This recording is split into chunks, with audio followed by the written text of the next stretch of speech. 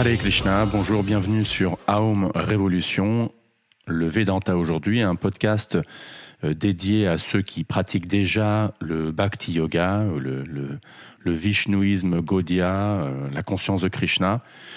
Dans ce podcast, on visite, on écoute, on lit des passages clés de deux textes vishnouites classiques, très connus, notamment la Bhagavad Gita et le Srimad Bhagavatam. On utilise les traductions et les commentaires de A.C. Bhaktivedanta Swami Prabhupada, le fondateur acharya de la International Society for Krishna Consciousness. Et aujourd'hui, on commence une série qui s'appelle le Best of de Prabhupada dans ce sens suivant.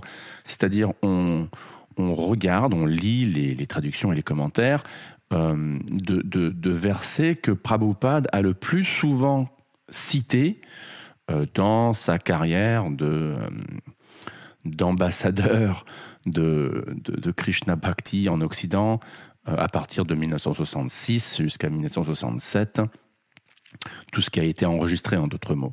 Et donc il y a quelqu'un qui a compilé une liste de versets suivant un ordre chronologique, dans le sens les versets que Prabhupada a le plus souvent cités dans ses livres, dans ses conversations, dans ses enregistrements, dans ses interviews, dans ses classes, etc. Et donc là, on commence avec un verset qui arrive, je crois qu'il est au numéro 50 ou un truc comme ça. On va aller en ordre croissant.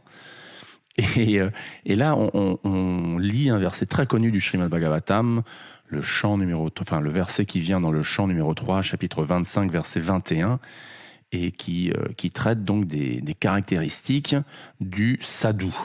Il y a un A accentué. Le sadhu, donc, ou la sattvi féminin, donc le saint homme, la sainte femme, quelqu'un qui est spirituel, quoi, en d'autres mots. Donc on va faire une traduction à l'arrache, comme je dis, parce que souvent, j'aime pas trop les traductions qui ont été faites en français, et donc je préfère les faire moi-même. Donc de l'anglais original des années 70. Voilà, donc le verset est le suivant. Et donc, juste pour terminer la petite introduction, donc on lit ces versets, on lit ces textes avec la foi que, comme les textes eux-mêmes le disent, le déclarent, eh bien, l'exercice même d'entrer en contact avec cette connaissance, avec cette sagesse, avec ces versets, nous donne des bénédictions spirituelles, nous reconnecte avec notre source originelle même, notamment Krishna ou Dieu, et nous nourrit spirituellement pour que l'on puisse, jour après jour, pratiquer ce qu'on appelle donc le Yuga Dharma, notamment la pratique du chant des saints noms de Dieu ou de Krishna. Donc, voici le verset 21 du chapitre 25 du chant numéro 3. Titikshava karunika surida sarvadehinam ajata shatrava shanta sadhava sadhu bhushana. Traduction. Les symptômes du sadhu sont qu'il est tolérant, miséricordieux et amical envers toutes les entités vivantes. Il n'a aucun ennemi, il est calme, peaceful, he is peaceful, il est calme, il respecte les Écritures et toutes ses caractéristiques sont sublimes. Donc je répète, les symptômes d'un sadhu sont qu'il est tolérant, miséricordieux et amical envers toutes les entités vivantes. Il n'a pas d'ennemis, il est calme, il respecte les Écritures et toutes ses caractéristiques sont sublimes. Donc là, lisons la teneur et portée de Prabhupada. Un sadhu, comme il l'est décrit, est un dévot du Seigneur. Donc là, déjà, dès le début, je prends ça pour mettre un truc, dès le début, Prabhupada qualifie donc, selon lui, ce que c'est qu'un sadhu, et donc il établit qu'un sadhu, c'est quelqu'un qui est donc dévoué au Seigneur. Donc on est dans le contexte monothéiste dès le début là. il y a une emphase sur le monothéisme, sur le théisme, sur la dévotion à un Dieu personnel. Hier, j'étais à la plage à Toulouse et depuis quelques jours, il y a un jeune homme belge qui est là chaque jour, un peu hippie, très gentil, et qui invite des gens à lui parler. Et, il se prend un peu comme le gourou, quoi. Il commence à et toute sa philosophie. Enfin, je me suis assis, je l'ai discuté avec lui. J'ai discuté avec lui un petit peu, et lui, sa conclusion, voilà, c'est on est tous un, on est tous un. C'est donc de l'Advaita Vedanta typique, de l'impersonnalisme typique. On est tous un, on est tous un. On doit juste se rendre compte qu'on est tous un. Enfin voilà, on l'a entendu un million de fois, quoi. Mais là, Prabhupada décrit, non, le sadhu est un dévot du Seigneur. Et donc, his concern, ou son souci, est donc d'éclairer les gens en général dans le service du Seigneur. Ou en tout cas, enfin, pas en tout cas, mais en ce qui concerne le service du Seigneur. Ça, c'est sa miséricorde. That is his mercy. Il sait, ou il est convaincu que sans le service de dévotion envers le Seigneur, ou au Seigneur, la vie humaine est gâchée. Donc c'est la conviction d'un sadhu ou d'une sadhvi, c'est que la vie humaine est faite principalement pour l'autoréalisation, pour réaliser ou se reconnecter avec Krishna, quoi, avec Dieu. Un dévot parcourt tout le pays, ou a devotee travels all over the country, donc un dévot voyage partout, allant de porte à porte en prêchant, guillemets ouverts, be Krishna conscious, be a devotee of Lord Krishna. Don't spoil your life in simply fulfilling your animal propensities. Human life is meant for self-realization or Krishna consciousness. These are the preachings of a sadhu. Donc là, Prabhupada, il nous dit ce qu'un prédicateur ou ce qu'un dévot de Krishna dit aux gens qui ouvrent la porte quand il va de porte à porte et il leur dit, voilà, s'il vous plaît, soyez conscient de Krishna, devenez un dévot de Krishna, ne gâchez pas votre vie simplement en fulfilling your animal propensities. Comment est-ce qu'on pourrait dire ça?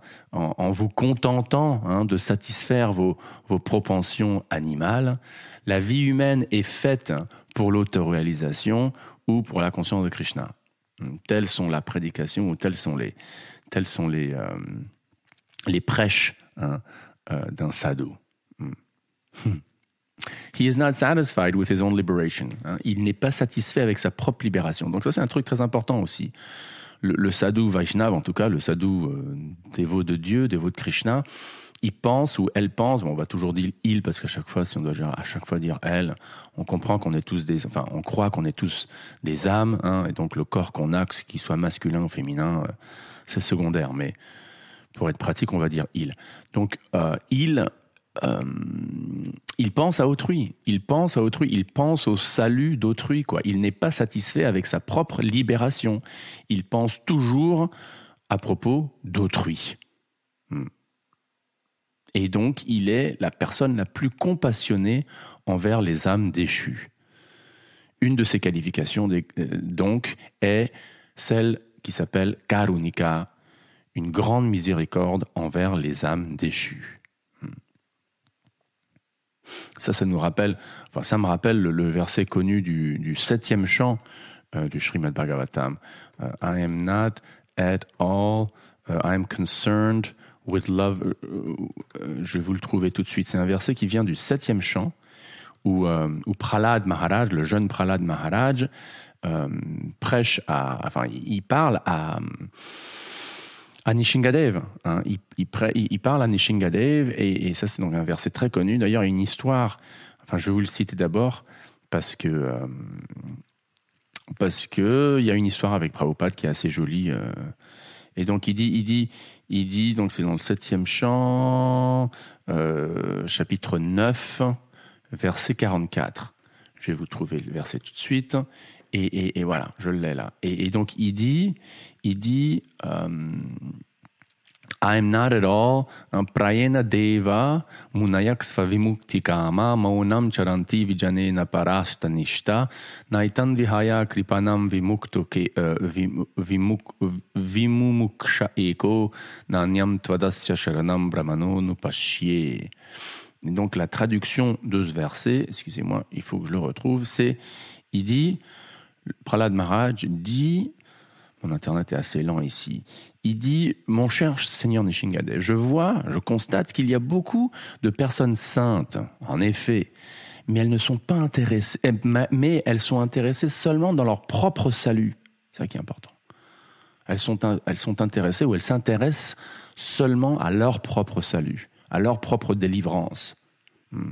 Not caring for the big cities and towns, donc ne se préoccupant pas des grosses villes et des towns, quoi, des petites villes, des grosses et des petites villes. Ils vont au contraire aux Himalayas ou à la forêt pour méditer avec des vœux de silence. Ils ne sont pas intéressés à libérer autrui. Voilà, c'est ça le point. Donc c'est la critique de Prahlad Maharaj. They are not concerned, they're not interested. Ils s'en fichent d'aider autrui. Alors, en français, ça dirait « They are not interested in delivering others ». Ils ne sont pas intéressés à libérer les autres. Par contre, en ce qui me concerne moi, as for me, however, en ce qui me concerne moi, je ne souhaite pas être libéré seul, laissant derrière moi tous ces pauvres sots et ces rascals. Prabhupada utilise le mot « rascals ». Donc c'est un mot qui est un peu difficile à traduire en français parce on l'utilise très peu, quoi. Même en anglais, on ne le dit pas tellement. Des coquins, ça peut dire des coquins. Coquin, c'est un peu gentil. Rascal, c'est un peu plus méchant. Mais bon, des coquins, on va dire des coquins ou des rascals. Allez. Donc, as for me, I do not wish to be liberated alone. Je veux pas être libéré seul, laissant à côté ou derrière moi tous ces pauvres sots et coquin ou rascal. Je sais, donc il est convaincu, je sais que sans la conscience de Krishna, sans prendre refuge de tes pieds pareils au lotus, l'on ne peut pas être heureux. Et donc, je veux les ramener de retour à ton refuge ou au refuge de tes pieds pareils au lotus. Quelle belle prière. Et donc, l'histoire In Disconnections, c'est une histoire que Harikesh, à l'époque Swami, raconte dans un de ses livres. Je me rappelle parce que ça m'avait interpellé cette histoire. C'est une anecdote personnelle. Hein. Il était le serviteur personnel ou le secrétaire de Prabhupada à une époque en 1977, je ne sais pas quel mois exactement, et son service était de transcrire les enregistrements audio, donc des teneurs et portées que Prabhupada était en train d'écrire à l'époque même.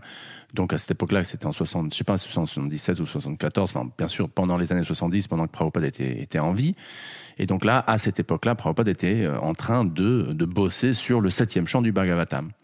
Et donc Harikesh, il raconte que quand il lisait, il transcrivait, ça se disait, quand il transcrivait donc les teneurs et portées de Prabhupada, il s'est rendu compte, mais dis donc, mais Prabhupada est vraiment dans l'humeur, dans le mood, comme on dit, de Prahlad Maharaj.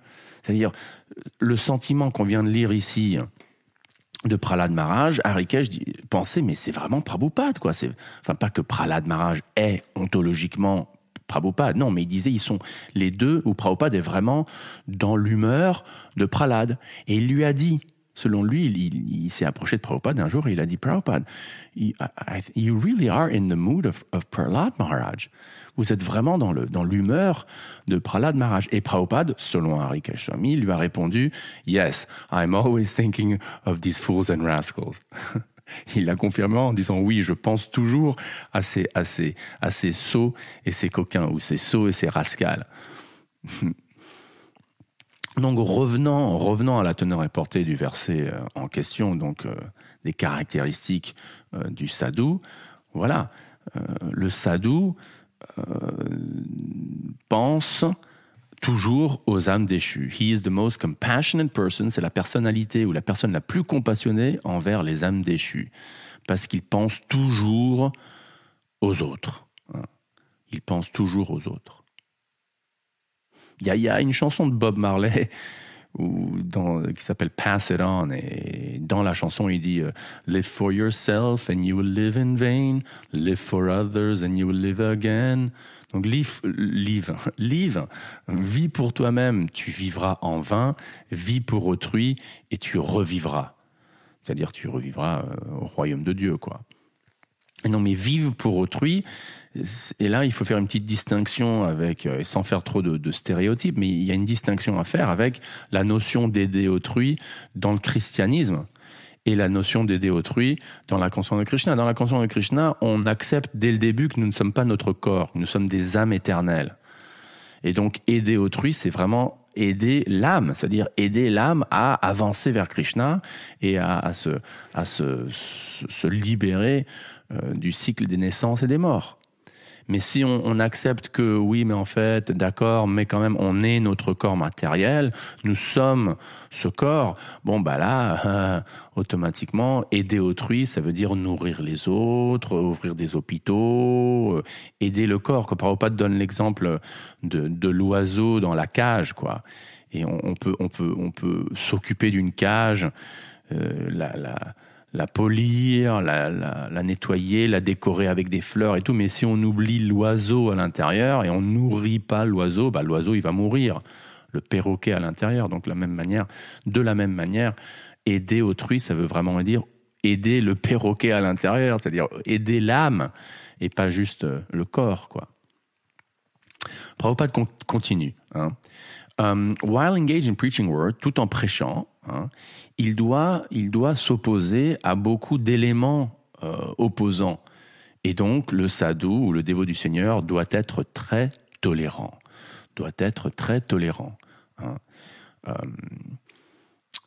Lorsqu'il est engagé dans le travail de prédication, on peut dire qu'il doit rencontrer tant d'éléments opposés. Et donc, le sadhu ou le dévot du Seigneur doit être très tolérant. Il y a 2 traductions que je suis en train de lire. Il doit être très tolérant. Et là, il y a une phrase très intéressante que Prabhupada nous donne. Someone may ill-treat him because the conditioned souls are not prepared to receive the knowledge of devotional service. Il y en a qui pourraient même le maltraiter ou qui pourraient carrément leur faire mal, quoi. Quelqu'un peut le maltraiter. Et là, Prabhupada nous dit pourquoi ? Parce que les âmes conditionnées ne sont pas préparées, ne sont pas prêtes. À quoi ? À recevoir la connaissance transcendantale du service de dévotion. Elles ne l'aiment pas, cette connaissance. Et ça, c'est leur maladie, Prabhupada dit. J'adore cette phrase.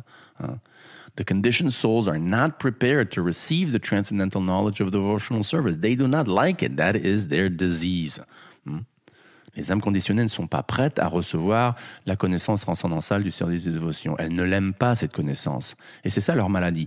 Là, Prabhupada fait référence, on pourrait dire quand même assez facilement, au verset connu de Rupa Goswami dans le Nectar de l'instruction, dans le Upadeshamrita, où il compare notre ignorance, notre avidya, à la maladie qui s'appelle la jaunisse, à la jaunisse. Et donc, moi j'ai jamais eu la jaunisse, mais selon Rupa Goswami et Prabhupada, quant à la jaunisse, tout ce qui est sucré a un goût hyper amer. Et donc, bien que quelque chose soit vraiment sucré et bon, un bonbon par exemple, je sais pas quoi, quelque chose de vraiment sucré, à cause de notre jaunisse et non pas à cause du bonbon lui-même, qui lui est tout à fait sucré et doux, à cause de notre jaunisse, de notre ignorance, on n'a pas d'attrait, on n'est pas attiré vers, on n'aime pas ce bonbon. Parce que, à cause de notre jaunisse, parce que ce bonbon donc a un goût hyper amer. Chose qu'il ne devrait pas avoir, mais c'est précisément parce qu'on est malade. Il y avait un moustique, excusez-moi. Hare Krishna. Je déteste tuer les moustiques, mais quelquefois j'en tue parce que je sais qu'ils vont nous attaquer. Et il y a une injonction védique qui dit que si quelqu'un t'attaque avec des armes fatales, tu as le droit de le tuer. Donc c'est un peu comme le film Minority Report, quoi. Je les tue avant qu'ils aient commis le crime. Bref, en revenant à nos moutons ici, donc la maladie, c'est notre avidya. Le sadhu a the thankless task. Comment est-ce qu'on dit là, thankless task ? À la tâche ingrate, oui, à la tâche ingrate de quoi ? De leur faire comprendre l'importance du service de dévotion. Quelquefois, les dévots sont attaqués même, personnellement attaqués avec violence. Le Seigneur Jésus-Christ a été crucifié. Haridas Thakur a reçu des coups de bâton dans 22 places de marché. Et le principal assistant du Seigneur Chaitanya, Nityananda Prabhu, a été violemment attaqué par Jagai et Madai.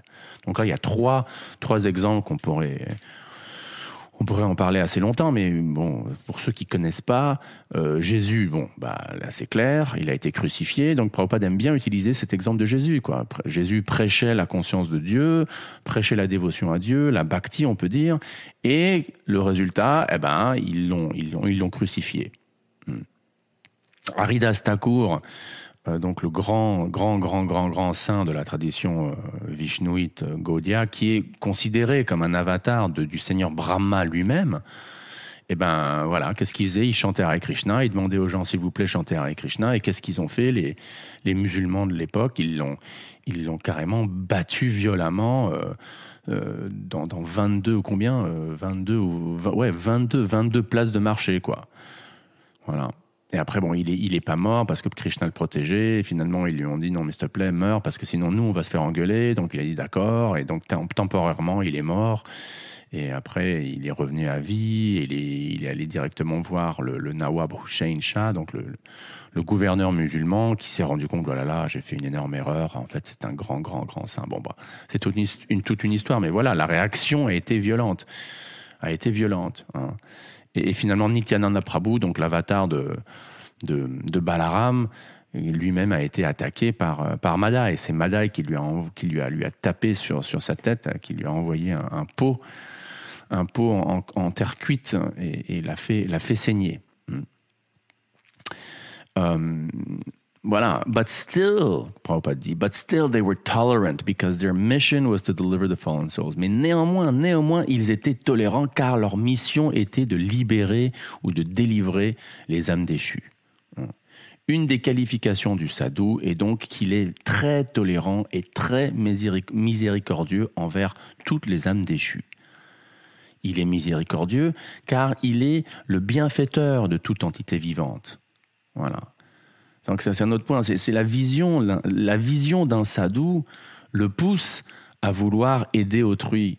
La vision d'un sadhu, et bon, je ne parle pas vraiment en partant d'expérience, mais un milligramme, c'est que par la grâce du Saint-Nom et de l'association des dévots, après quelques années, après quelques temps, après quelques mois, après avoir pratiqué la conscience de Krishna, on se rend compte, on a une réalisation quand même que nous sommes tous des âmes.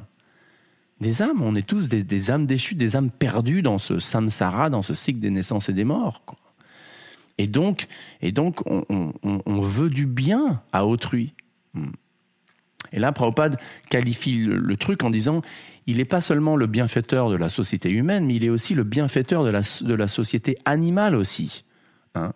Et là, il cite le mot même du verset, Sarva Dehinam. Le mot Dehi veut dire une âme incarnée. Et Sarva veut dire toute. Donc Sarva Dehinam, Prabhupada indique toutes les entités vivantes, qui ont accepté des corps matériels. Not only does a human being have a material body, but other living entities such as cats and dogs also have material bodies. C'est pas seulement l'être humain qui a un corps matériel, mais toutes les entités vivantes, telles que les chats, les chiens, ont aussi des corps matériels. Le dévot du Seigneur est miséricordieux envers tous, les chats, les chiens, les arbres, etc. Il traite toutes les entités vivantes de telle manière qu'ils peuvent ultimement obtenir le salut de cet asservissement matériel. Il y a une histoire que Narayana Prabhu il raconte. Narayana Prabhu, c'est un disciple de Prabhupada qui est encore en vie, mais qui est malade. Là, il va bientôt quitter le monde. Il est à Los Angeles. Je suis ami avec ses enfants, sa fille Shakuntala en particulier. Et il raconte dans un enregistrement, une anecdote de lui-même, quoi. Il se souvient de ses souvenirs avec Prabhupada, où Prabhupada lui a dit un jour « Est-ce que tu vois cette fourmi là sur la table ?» Il ne voyait pas de fourmi, mais bon, il a fait semblant de voir la fourmi invisible que Prabhupada montrait du doigt. Et Prabhupada lui a dit cette fourmi, si on peut aider cette fourmi à devenir consciente de Krishna, notre mouvement tout entier sera un succès grandiose. Et après, il a dit, on pourrait lui donner un peu de prashad à cette fourmi. C'est-à-dire, on pourrait lui donner de la nourriture offerte à Krishna. On pourrait lui chanter Hare Krishna. Et donc, Prabhupada s'est penché vers cette fourmi que Naranarayan ne voyait pas. Donc, on dirait que c'était probablement une fourmi symbolique. Et Prabhupada a fait semblant de lui chanter Hare Krishna, quoi. Donc, c'est ça, quoi. Le dévot de Krishna veut aider toutes les entités vivantes à se rapprocher de Krishna. Shivananda Sen, un des disciples du Seigneur Chaitanya, a donné la libération, ou a octroyé la libération, comment est-ce qu'il dit, Google Translate, a donné la libération à un chien, en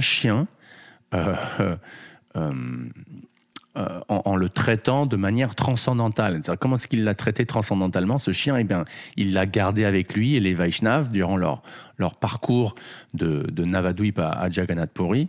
Donc déjà, le chien était dans l'association des dévots, donc en restant dans l'association des dévots, on bénéficie spirituellement, et lui donnait du prashad, il lui donnait de la nourriture offerte à Krishna. Et le Seigneur Chaitanya lui-même lui donnait du prashad. Le Seigneur Chaitanya lui-même, le Chaitanya Charitamrita nous le dit, lui donnait de la pulpe de noix de coco, quoi. Et d'ailleurs, le chien est retourné au monde spirituel durant cette époque-là, il est dit. Finalement, Prabhupada termine ici. There are many instances. Il y a beaucoup de cas, il y a beaucoup d'instances, comment on dit, il existe de nombreux cas où un chien a eu le salut par l'association avec un sadhu. Parce que un sadhu est toujours engagé dans les activités philanthropes les plus élevées, les plus grandes, les plus glorieuses pour la bénédiction de toutes les entités vivantes. Un sadhu s'engage dans les plus hautes activités philanthropiques pour la bénédiction de toutes les entités vivantes. J'ai une nièce qui s'appelle Caroline et qui est gynécologue. Bon, alors d'abord, gynécologue, bonjour. Je lui ai dit déjà il y a 30 ans, quand elle commençait à faire de la médecine, je lui ai dit évite de faire la gynécologie, parce que, à moins que tu sois vraiment stricte, parce qu'elle elle se dit catholique. Mais bon, catholique, et si t'es catholique et tu fais des avortements, ou tu t'encourages des femmes à se faire des avortements, bah, t'es pas très catholique, quoi, ma pauvre. Et donc je lui ai dit déjà il y a 30 ans, fais gaffe, parce que si tu fais la gynécologie, tu vas être obligé, presque, quoi, à moins de... Parce qu'il y a des médecins qui font un peu objection de conscience. Il y en a beaucoup aux États-Unis, je sais qu'il y en a en France aussi, qui sont gynécologues, mais par raison de croyances religieuses, refusent, mais catégoriquement, d'encourager des femmes à se faire avorter, que dire de faire des avortements eux-mêmes, ou elles-mêmes, quoi, ou eux-mêmes. Mais c'est pas le cas avec elles. Et pourquoi est-ce que je dis ça? Je retourne ici à mon point ici, c'est que, oui, voilà, donc je lui ai dit déjà, bon, d'abord ça, et donc les médecins, et donc souvent les médecins croient, oui, voilà, j'aide vraiment le monde, j'aide la société, et c'est sûr, on a besoin de docteurs, on a besoin de médecins dans le monde. Mais en revenant à l'analogie de la cage et de l'oiseau dans la cage, si nous acceptons la prémisse que nous ne sommes pas nos corps matériels, nous sommes des âmes spirituelles éternelles, et que donc notre devoir, enfin notre véritable identité, c'est une identité spirituelle et non pas matérielle, le corps matériel étant juste et simplement une couverture, pas une couverture profane qu'on essaye de détester, de fouetter, ou comme qu'on voit, encore une fois, dans des exemples. C'est pas que les catholiques qui font ça, mais ils sont assez connus. Il y a des catholiques fanatiques qui se flagellent, etc., pour meurtrir le corps matériel, car le corps est un mal. Non. C'est un véhicule, quoi, qui est un véhicule qui nous a été donné parce qu'on a rejeté Dieu. Bon, d'accord, mais c'est pas qu'on le meurtrit. Bon, c'est un autre sujet, mais le point, c'est que si nous ne sommes pas notre corps et nous sommes des âmes, eh ben, aider autrui, faire des activités philanthropiques, c'est aider véritablement l'âme à l'intérieur du corps et non pas le corps. Pardon. Donc, ouvrir des hôpitaux, guérir les gens. De toute façon, on peut guérir personne parce que, ultimement, tout le monde doit mourir. Mais bon, aider le corps de quelqu'un, c'est comme s'occuper de la cage de quelqu'un. La cage de l'oiseau. Mais c'est l'oiseau qui compte. Donc, cette nièce Caroline, je lui ai dit, en revenant au truc de gynécologie, je lui ai dit, fais gaffe, parce que tu vas récolter un sacré mauvais karma. Donc là, si elle fait des avortements depuis 30 ans, ou si elle ne dissuade pas ses clientes, parce qu'elle a sûrement des centaines de clientes qui lui sont venues en lui disant, voilà, je suis tombée enceinte, qu'est-ce que je fais? Eh bien, si elle leur a pas dit à chacune d'elles, non, ne vous faites pas avorter, ou si elle est restée neutre, et que dire de si elle les a encouragées à se faire avorter, eh ben là, elle récolte un karma de meurtrière, quoi, la pauvre. Elle récolte des réactions pécheresses, mais vraiment, vraiment, vraiment, vraiment lourdes, quoi. Et on peut être sûr que Jésus est pas très content avec elle, quoi. Et techniquement, c'est même pas une catholique, si on veut vraiment être strict. En termes parce que selon les édicts de l'Église, c'est très très très très très très clair en noir et blanc qu'un catholique est contre l'avortement. Que dire d'encourager les avortements? Que dire de les faire, quoi? Donc être médecin, c'est bien joli, mais c'est pas vraiment l'activité philanthropique la plus élevée. D'ailleurs, le maître spirituel de Prabhupada, Bhaktisiddhanta Sarasvati Thakur, disait que l'acte d'aider d'autrui à se rapprocher de Dieu vaut des milliers et des milliers d'actes d'ouvrir des hôpitaux. Yet, although a sadhu is not inimical towards anyone, the world is so ungrateful that even the sadhu has many enemies. Prabhupada termine en disant pourtant, bien qu'un sadhu n'ait d'intimité, d'inimitié, animosité, comment l'animosité, bien qu'il n'ait aucune animosité pour personne, le monde est si ingrat que même un sadhu a de nombreux ennemis. Et finalement, on termine avec le dernier paragraphe. What is the difference between an enemy and a friend? Quelle est la différence entre un ennemi et un ami? C'est une différence de comportement. Un sadhu se comporte avec toutes les âmes conditionnées pour leur soulagement ultime, de l'enchevêtrement ou de l'asservissement matériel. A sadhu behaves with all conditioned souls for their ultimate relief from material entanglement. Et donc, la conclusion, personne ne peut être plus amical qu'un sadhu pour soulager une âme conditionnée. Donc, il n'y a pas de meilleur ami. C'est pour ça qu'on dit souvent le maître spirituel, c'est le meilleur ami. Les maîtres spirituels au pluriel. Les Vaishnavas, les dévots de Dieu sont les meilleurs amis. Ceux qui nous aident spirituellement, c'est nos meilleurs amis. Voilà. Et ceux qui nous aident matériellement, c'est pas nécessairement nos meilleurs amis. Un sadhu est calme et il suit paisiblement et tranquillement les principes des Écritures. Un sadhu veut dire celui qui suit les principes des Écritures et qui en même temps est un dévot du Seigneur. Celui qui suit pratiquement les principes des Écritures doit être un dévot de Dieu parce que toutes les Écritures disent et nous instruisent à obéir les ordres de Dieu, la personne suprême. Donc un sadhu est donc quelqu'un qui suit les injonctions scripturaires et qui est un dévot du Seigneur. Toutes ces caractéristiques sont prominentes dans le caractère d'un dévot, dans un dévot. Donc un point important à noter, comme dans la majorité des traditions théistes, il y a un corpus de textes sacrés qui sont considérés comme étant révélés, comme étant sacrés, comme étant transcendantaux, notamment dans le cas de la tradition du Bhakti Yoga, la Bhagavad Gita, le Srimad Bhagavatam, le Chaitanya Charitamrita, les commentaires des Goswamis, etc., les poèmes écrits par les grands acharyas, ça, et surtout le Srimad Bhagavatam, on les considère comme des objets immobiles, des objets transcendantaux qui sont là pour l'éternité, quoi, qui sont des piliers absolus de référence. C'est notre épistémologie ultime, quoi. Nos références épistémologiques ultimes sont le Srimad Bhagavatam.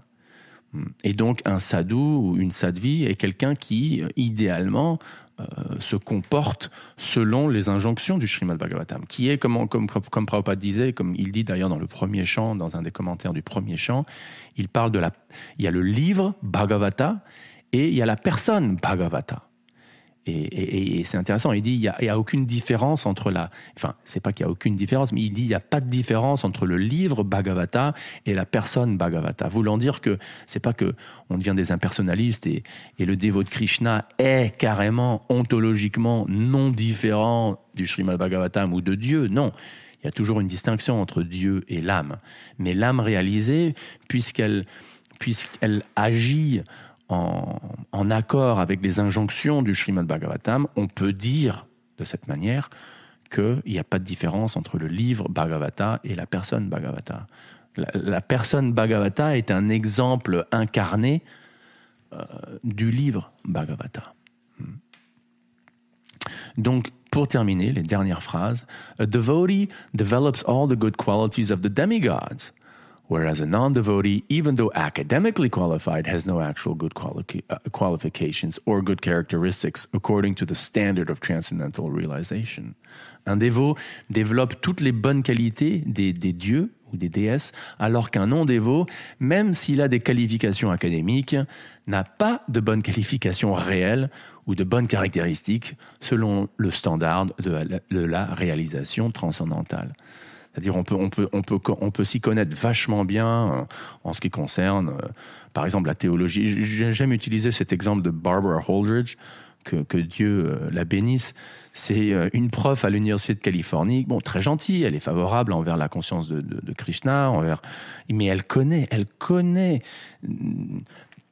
la théologie Gaudiya Vaishnava, je dirais mieux que 90% des dévots de Krishna sur la Terre, quoi.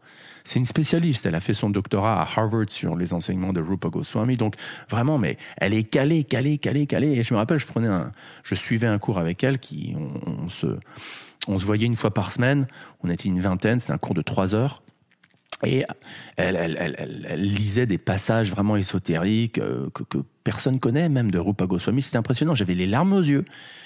Et après, pendant la petite intermission, après 1h30, un break, une petite récré, je me rappelle toujours de ça. Donc on sort tous dehors, quoi. Et là, elle sort de son sac, elle sort ses cigarettes, et elle met une cigarette dans la bouche, elle l'allume, et elle commence à fumer, elle parle de ceci, cela, rien à voir avec Rupa Goswami, tout en fumant sa clope, quoi. Bon, après, peut-être elle essaye vraiment, elle comprend, elle croit que oui, en effet, fumer, c'est briser un des principes régulateurs, et donc ça, c'est pas bon pour la conscience de Dieu, et donc elle devrait.